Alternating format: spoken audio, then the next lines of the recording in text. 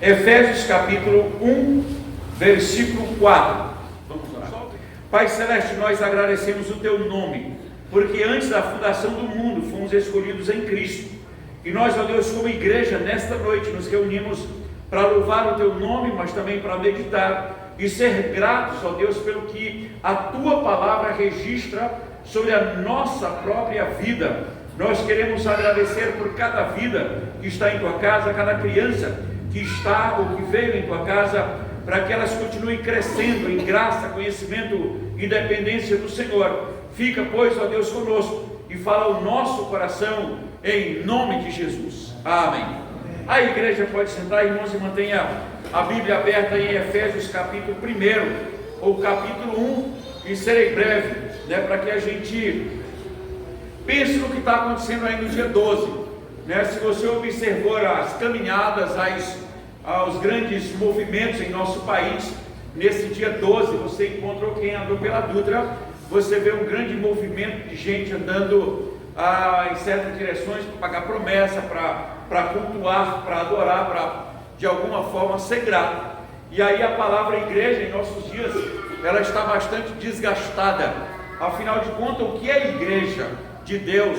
Como Paulo falando a Timóteo, ele fala: Timóteo, se eu tardar, eu preciso que você fique sabendo como é que se deve agir na igreja do Deus vivo, coluna e baluarte da verdade.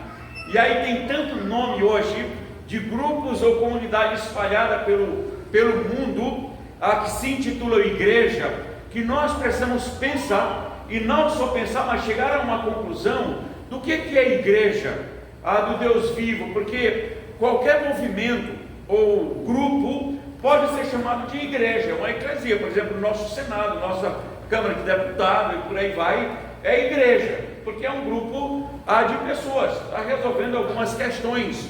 Mas e a igreja do Deus vivo? Como é que ela se forma? Ou como é que ela tem atravessado o tempo, não obstante as lutas, as provações, as dificuldades, as grandes perseguições? E essa igreja do Deus vivo, ela persiste até nós.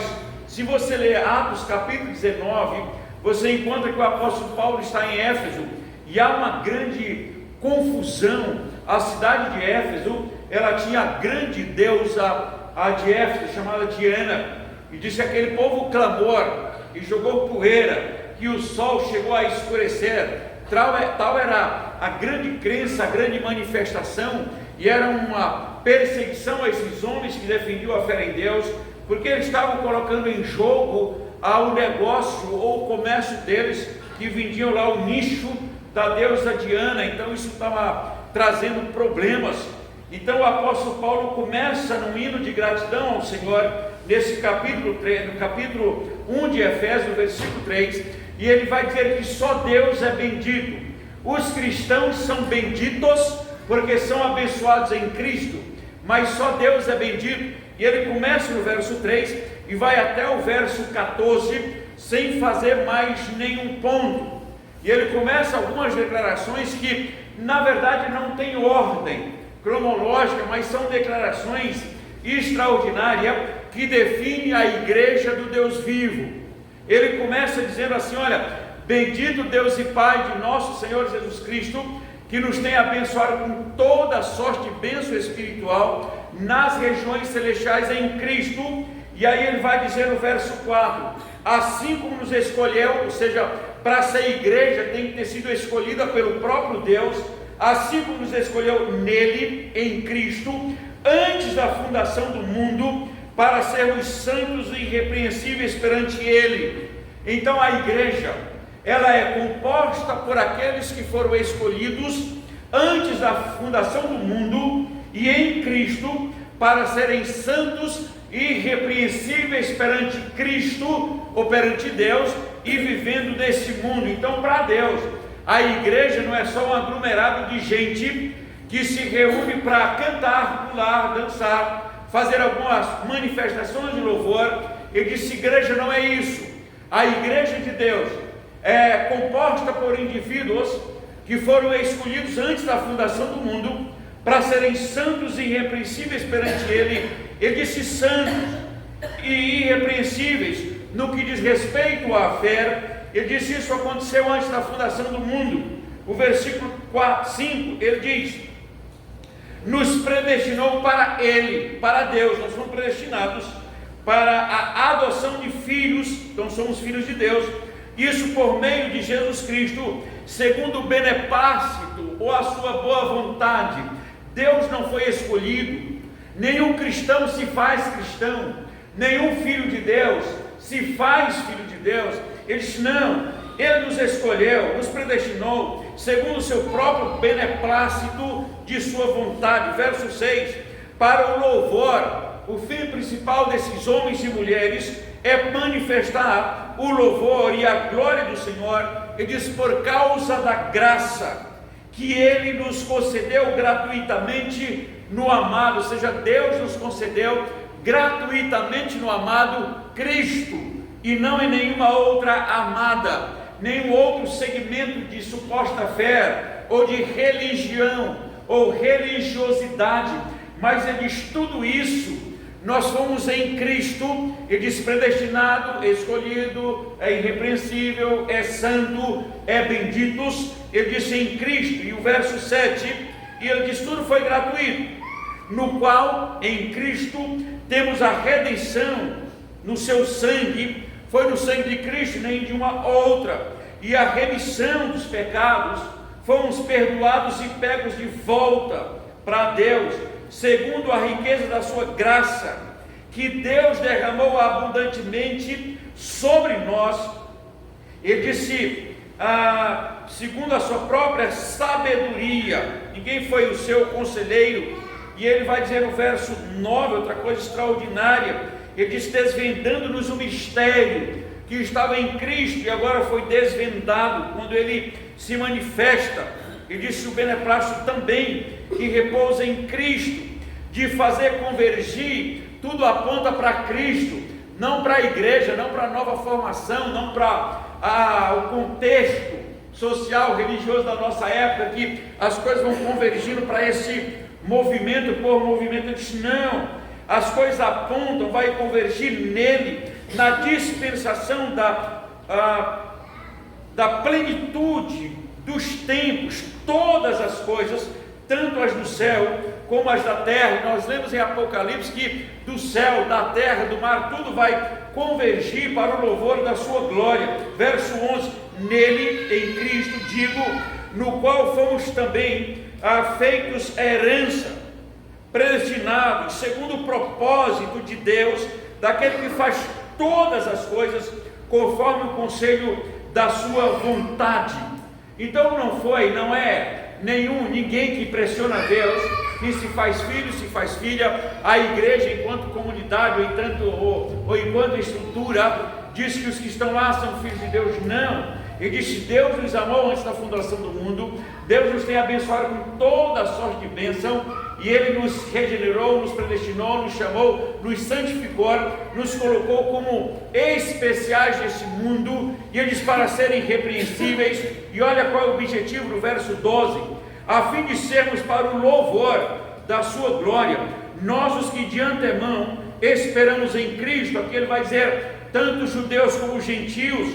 Ele fala nós, os judeus, e agora vós, no versículo 13, falando dos gentios, verso 13, em quem também vós, depois que ouvistes a palavra da verdade, e tendo nele também crido, fostes selados com o Espírito Santo da promessa, o qual é o penhor da vossa herança para o resgate até ou no dia final. O que a igreja de Cristo tem de especial, de diferente, é que nenhum membro, nenhum cristão, nenhum que é da igreja, se fez igreja por si só, mas pelo toque do Espírito Santo, e selado pelo Espírito Santo, é chamado quando ele não queria, é predestinado quando ele não existia, é santificado quando ele nem sabia, e é chamado para a glória do Senhor, e viver irrepreensível neste mundo.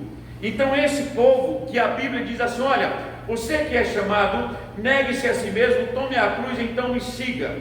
Não existe igreja sem negar-se a si mesmo, um cristão sem negar-se a si mesmo. Não existe igreja sem tomar a cruz. Não existe igreja sem transformação. Não existe salvo sem conversão. Não existe salvo sem santificação. Não existe nenhum salvo sem transformação. Não pode existir. Isso é bíblico. E ele disse, não dependeu de você, pelo contrário, é o amor eterno de Deus que te predestinou e te chamou e te convenceu. Ele disse, antes dos tempos eternos e no tempo presente as coisas aconteceram. Ele disse, então agora você faz parte da igreja do Deus vivo. A igreja do Deus vivo não é só um movimento. A igreja é santa, ela diz é irrepreensível, e ela permanece em Cristo por causa do amor de Deus que excede todo o entendimento. As coisas mudam em nossos dias quando se fala de igreja, quando se fala em novo nascimento, em transformação, em negar-se a si mesmo, em tomar a cruz, em seguir Jesus Cristo. A igreja de Deus, ela é cristã, porque em Cristo, ele disse, nós somos mais do que vencedores. E quem está em Cristo, a Bíblia diz, Cristo em vós é a esperança da glória. Paulo diz, eu não sou mais eu quem vivo, mas Cristo vive em mim. Paulo diz, esquecendo das coisas que para trás ficam, ou ficaram, então eu prossigo para o alvo. Paulo vai dizer, eu combati um bom combate, eu completei a carreira, e eu guardei a fé. Essa história de ex-cristão não existe. Ex-crente, ex-evangélico. Nossos dias são evangélico nominal, cristão nominal. Eles não sou praticante, mas eu sou cristão. Isso não existe. Não existe, como eu já falei aqui uma vez, agente do reino de Deus secreto.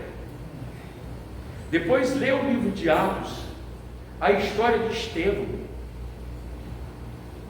Quando Estevão é chamado para testemunhar a respeito da fé, e lá em Atos 9 tem aquela grande defesa de Estevão, e ele vai fazendo a defesa, e depois ele aponta para aqueles que estavam condenando, e ele diz, vocês receberam dos profetas, vocês receberam os mandamentos, vocês receberam tudo, e vocês negaram e ainda mataram Cristo. E a Bíblia diz que eles, ao ouvirem isso, rigiam os dentes, taparam os ouvidos, e começaram a apedrejá-lo, e Estevão se ajoelha, diz que ele a mão para o céu, e diz, eu vejo o céu aberto, e vejo Cristo sentado à direita de Deus. E aí ele ora, sendo morto apedrejado, dizendo, Senhor, não lhes impulsa este pecado, porque eles não sabem o que fazem. Os cristãos contemporâneos precisam ler, tem vários livros da igreja, da história, mas aquela coleção do Júlio Gonzalez, vale a pena você ler. Como é que foram os cristãos? E aí você pode até comparar com a sua própria vida hoje. Como é que eu sou cristão hoje? Se vem a perseguição, porque às vezes é uma dificuldade pequena, ele já quer desistir. E não é só desistir da igreja, é desistir da vida cristã.